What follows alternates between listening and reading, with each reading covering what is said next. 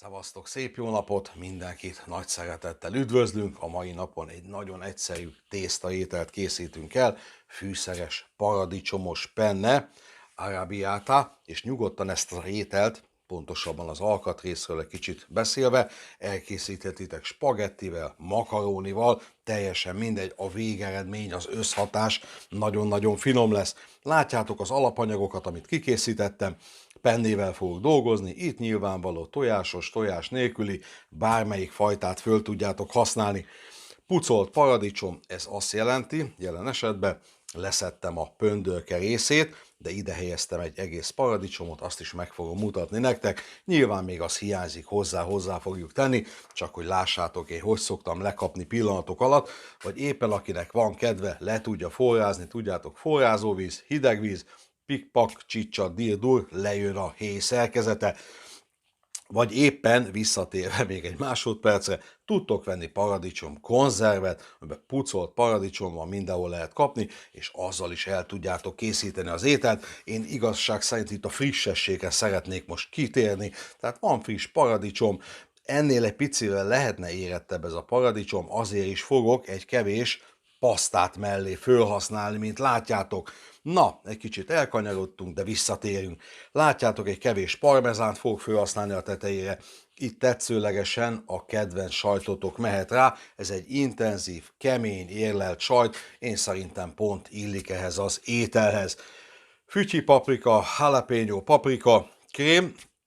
Erről is egy szót, ugye ezt meg tudjátok nézni az oldalon. Nyilván ez a recept igazság szerint friss chili paprikát ír, nekem most itthon nincsen, ugyanazt a végeredményt meg fogom kapni, tehát ha valakinek nincs krém, vesz egy pici kis chili paprikát, beleaprítja, tökéletes a végeredmény.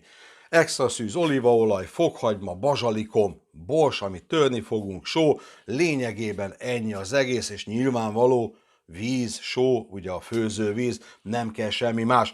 Azonnal elkezdjük az előkészületeket, és mutatunk nektek mindent. Nagyon gyorsan megmutatjuk nektek, mint ígértem, a paradicsomnak a lepöndörkézését, a héj szerkezetének a lehúzását, ahogy én szoktam alkalmazni.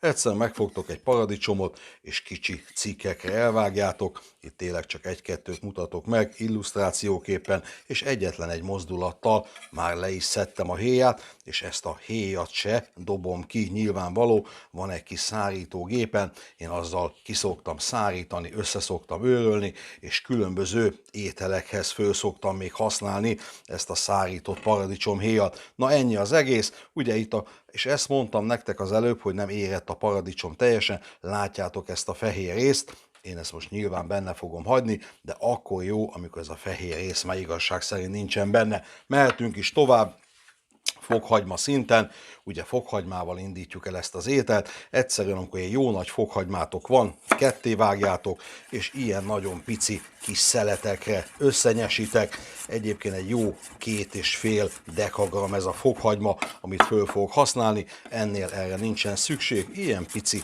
vékony szeletekre föl fogom aprítani, és az olívaolajon ezt el is kezdjük kisütni. Menet közben föltettük az olívaolajat, belehelyeztük a fokhagymát, és tényleg alacsony hőmérsékleten elkezdjük kisütni. Menet közben rámehetünk a paradicsomnak az összevágására, amit ismételten meg fogok nektek mutatni. Nagyon fontos, hogy a fokhagyma ne égjen, éppen nagyon lassan süljön ki. Mehetünk a paradicsomhoz, amit meg szeretnék mutatni nektek. Össze fogom vágni, ugye erre nincsen szükség annak, aki mondjuk konzerves paradicsomot használ. Itt az a lényeg, hogy alaposan, vagy ha valakinek van egy aprítógépe, bátran beleteheti, nekem is van, csak direkt azért mutatom meg így, hogy akinek nincsen, hogy vágja össze. Lényegében tényleg apróra fogom összenyesni, az a lényeg itt a fontos része, hogy benne fogok hagyni apró paradicsomdarabokat, de lényegében, és mindjárt mutatom nektek azt a szintet, amire én össze szoktam ezt vágni. Pár pillanat alatt meg is vagyunk vele. Itt körülbelül ez a vége, nézzétek meg, így kerül majd hozzá a fokhagymához, és nyilvánvaló, utána megy hozzá a paradicsompüré is. Nagyon szépen lepirult a fokhagymánk, és tényleg erre érdemes odafigyelni, semmiféleképpen ne égessétek meg, nagyon keserű lenne a hatás. Mutatjuk nektek a paradicsomot, és látjátok, egy nagyon picit fakó színe van, ezért van szükség a paradicsom pürére konkrétan. Egyébként így is el lehetne készíteni, nyilvánvaló, nagyon finom az ízhatás, de ugye nem kapnánk meg azt a gyönyörűséges színt a végén. Hozzá fogom tenni a paradicsompürét. Aki bolti paradicsom konzervvel fog dolgozni, egyébként az a hatás már el is fogja érni, mert általában amit lehet kapni, annak már tényleg nagyon szép színe van. Tökéletes, egy nagyon picit elkeverjük, és jöhet is az ízesítés. Só, lehet adni neki bátran, de érzéssel, nyilvánvaló, és inkább utó ízesítsetek, mint hogy elsózzátok. Jöhet egy kevés bors, lehet használni feketét, színes borsot, rózsaborsot, zöld borsot, kinek mi a kedvence. Jöhet egy nagyon pici bazsalikom, nyilván akinek van friss bazsalikomlevél, az is mehet bele. Itt körülbelül egy olyan jó másfél csipettel fogok beletenni. És ugye az elmaradhatatlan chili paprika.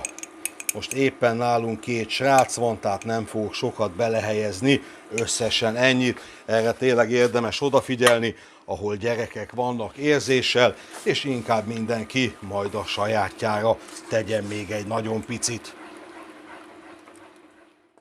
Körülbelül egy a jó 5-6 percig átrottyantottuk ezt a nagyon kellemes fűszeres paradicsomos alapot ebbe a helyzetbe, és azt nagyon gyorsan még elmondom, víz semmi esetben se kerül hozzá, itt magával csak a paradicsommal dolgozunk. Levesszük, kicseréljük az edényt, és azonnal teszem föl a főzővizet, és elkezdjük kifőzni a pennét. Nagyon gyorsan kifőzhetjük a pennetésztát, és ugye a tésztákról egy szó. Al dente, ismeritek, harapható tészta, tehát nem kell szétfőzni a tésztát.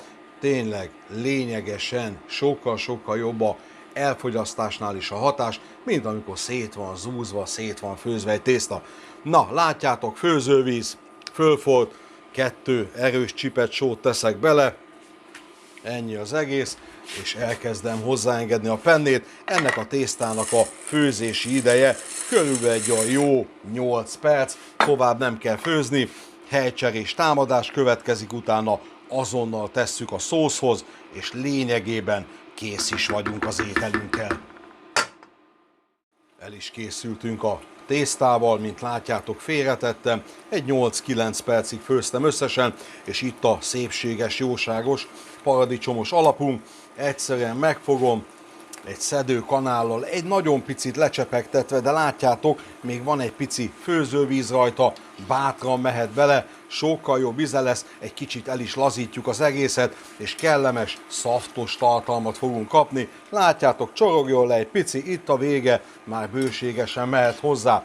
Össze fogom kavarni, és lényegében, ahogy szoktuk volt, már csak tálalunk. Ezt pár pillanat nézzétek meg, csodálatos a tészta, tényleg nagyon egyszerű, és én azt mondom nektek, hogy bombázó. El is készültünk ezzel az egyszerű, és azt kell, hogy mondjam, erre a receptre is, egy nagyon finom tésztarecept, csodálatos, egyszerű, ízekbe gazdag, nagyon gyorsan megvajtok vele, tehát mindenképpen ajánlom az elkészítését. Mutatjuk nektek a wokot, nézzétek meg, egy nagyon pici főzővíz is belekerült, szaftos, krémes, kellemes a tészta, és bombázó ízek vannak benne. Egyébként azt is elmondanám itt a végén, aki esetleg a paradicsom savassága miatt nem szeretné ezt így fogyasztani, annak ajánlok még a receptbe egy kanál, egy csapott evőkanál barna cukrot, amikor a paradicsomot főzi, bátran hozzá lehet tenni, és nem lesz ennyire savas. Mi nagyon kedveljük, én nem tettem bele barna cukrot, de tényleg, hogyha valaki szeretné, nyugodtan így meg tudja oldani. Látjátok, kitaláltunk egy adag ételt, már majdnem azt mondtam, kitaláltunk egy adag ételt, kitaláltunk egy adag ételt, egy nagyon pici parmezán, és mint említettem nektek, nincs itthon friss bazsalikom, se baj, hiszen zöldvérű vagyok, annyira szeretem a petrezselyemet, ismerhettek, zöld arany, egy nagyon pici petrezselyem szórást tettem a tányérra is, és úgy szintén a wokba is. nagyon kedveljük, tehát ez is bőségesen elfér. Fogadjátok nagy-nagy szeretettel, ezt az ételt is fogyasszátok el nagy egészséggel.